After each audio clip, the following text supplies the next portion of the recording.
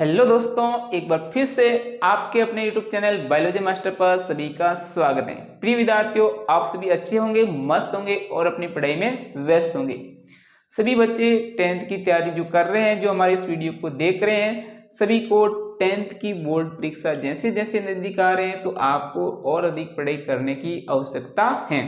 तो इसी के साथ हम एक 10th क्लास का मोस्ट इम्पोर्टेंट क्वेश्चन लेके आए हैं, जो कि कक्षा 10 का अध्याय नंबर 2 अम्ल सार व लवण से लिया गया है, जो कि अंतिम पेज के अंदर जो कि हमारे दैनिक जीवन में उपयोगी कुछ यौगिक हैं, उनके बारे में हम इस वीडियो के अंदर पढ़ने वाले हैं।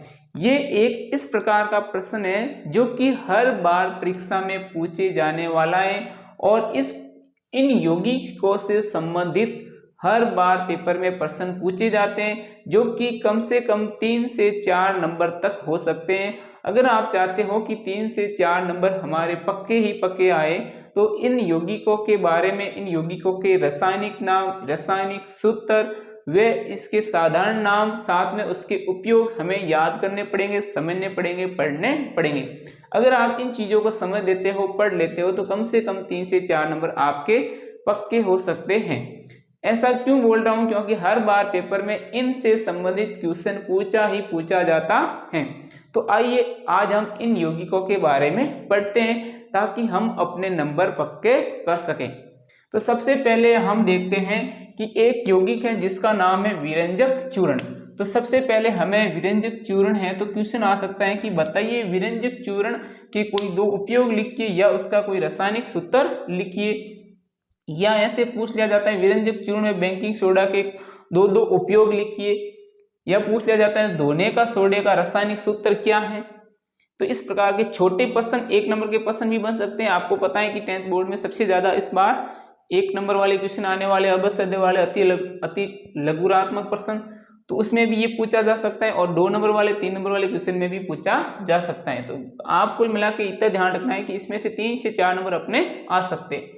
तो हम सबसे पहले देखते हैं विरंजक चूर्ण, जिसका फॉर्मूला है CaOCl2। CaOCl2 ये इसका साधारण नाम है, कॉमन नाम है, साथ में इसका ये केमिकल फॉर्मूला है। इसको हम बोलते हैं कैल्शियम हाइपोक्लोराइड।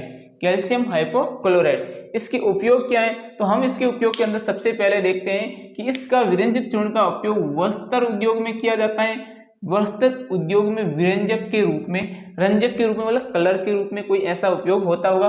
तो जो वस्त्र बनाने वाली जो भी ऐसी फैक्ट्रियां हैं, जो उद्योग हैं, उनके अंदर इसका उपयोग किया जाता है।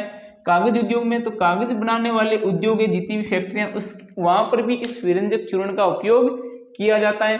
साथ में इसका उपयोग पेयजल को शुद्ध करने के अंदर, जो हम पानी पीते हैं तो उसको शुद्ध करने के रूप में भी इसका उपयोग किया जाता है।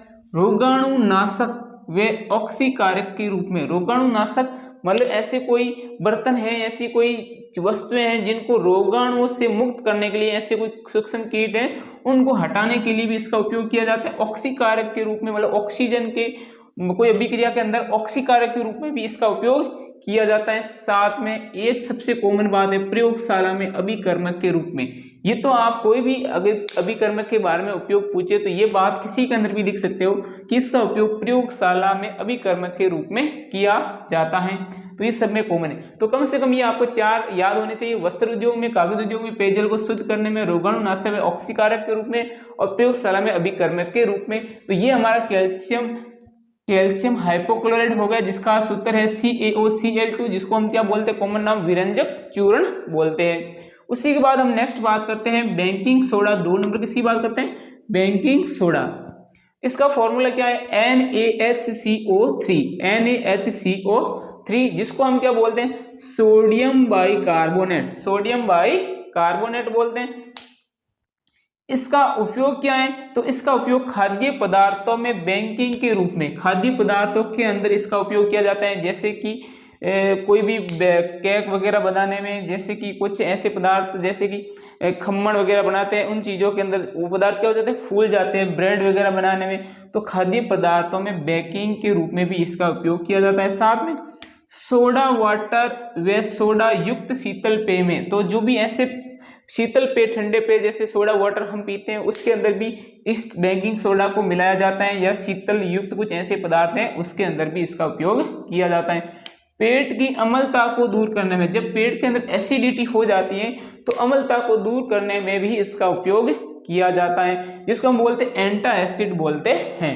तो ये भी हमें ध्यान रखना है, बेकिंग सोडे का उपयोग हम क्या करते हैं, पेट की अम्लता को दूर करने में भी करते हैं, क्योंकि ये क्या है, सार है, पेट में अम्ल बढ़ेगा तो सार और अम्ल अभिक्रिया करके क्या हो जाएगा, उदासीन हो जाएगा, तो हमारे पेट की अम्लता दूर हो जाएगी।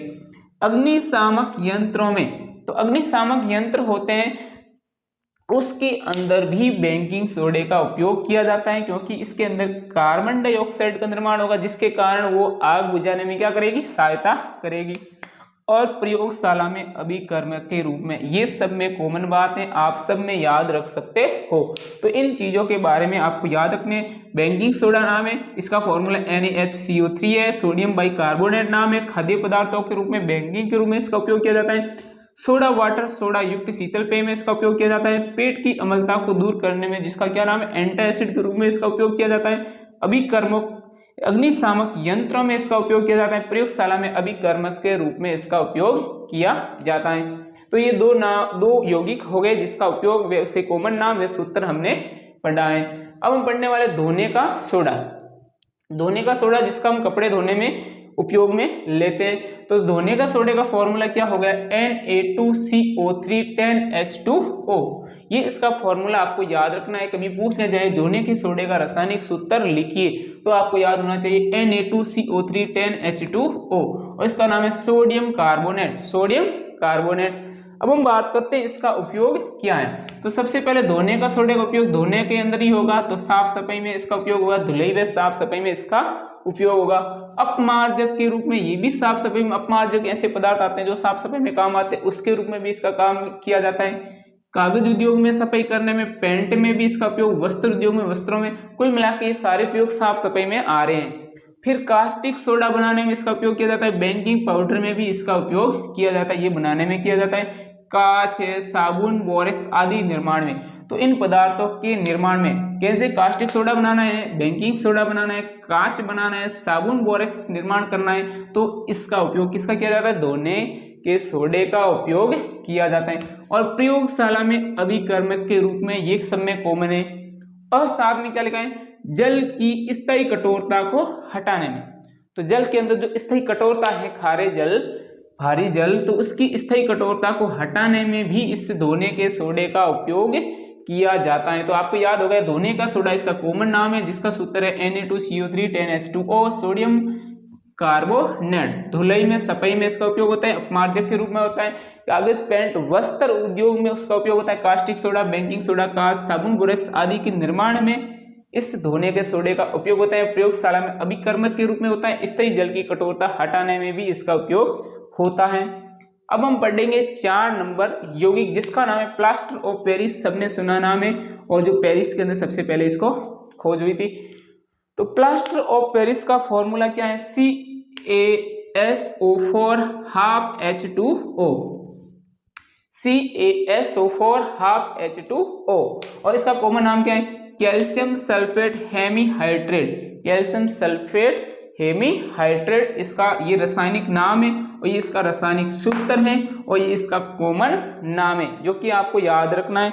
अब हम इसके उपयोग पढ़ लें।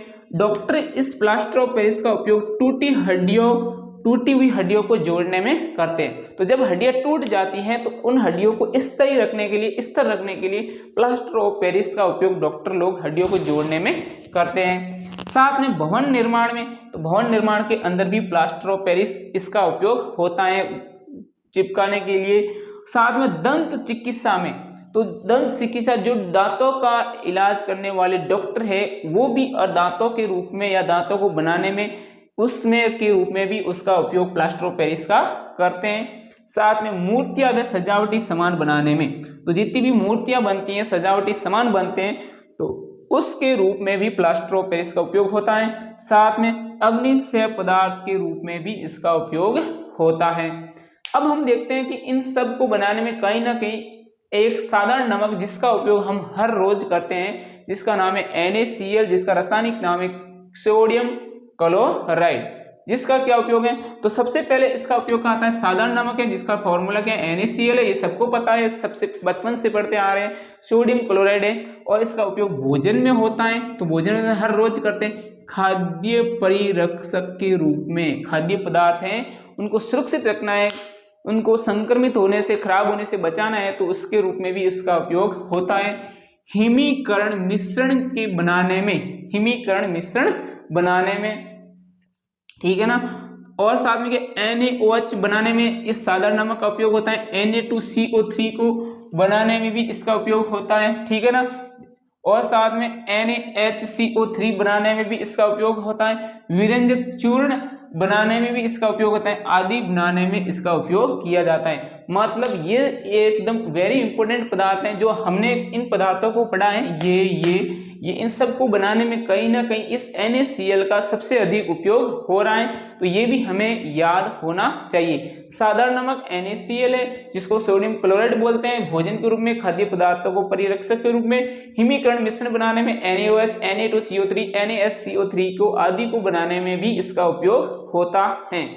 तो प्रिय दोस्तों, ये चीजें आपको थोड़ी पढ़नी पड़ेगी, थोड़ी याद करने की कोशिश करनी पड़ेगी, क्योंकि ये आपके लिए वेरी वेरी इंपॉर्टेंट है और इसमें से 100% सवाल आने के चांस है और आपके 3 से 4 नंबर आने के भी फुल चांस बनते हैं। तो प्रिय विद्यार्थियों, कक्षा 10th के जितने भी विद्यार्थी हैं राजस्थान बोर्ड से, उन सबको ये वीडियो देख के और अपने दोस्तों के साथ भी शेयर करना है। और जो भी हमारे वीडियो को देखते हैं प्लीज़ चैनल को सब्सक्राइब भी कीजिएगा जिससे हम और मोटिवेट हो सकें, और साथ में वीडियो को लाइक शेयर कीजिएगा और इम्पोर्टेंट क्लास देखने के लिए लगातार वीडियो को देखते रहिएगा। हम आगे फिर एक नई वीडियो के साथ, मोस्ट इम्पोर्टेंट वीडियो के साथ यहाँ मिलने वाले हैं जो आपके परीक्षा में सबसे अधिक आने के चांस होते। हम उन क्वेश्चनों को जरूर लेके आएंगे जो आपकी परीक्षा के अंदर आने के चांस सबसे अधिक रहेंगे। इसी के साथ जय हिंद, जय भारत, फिर मिलते हैं एक नेक्स्ट वीडियो के साथ।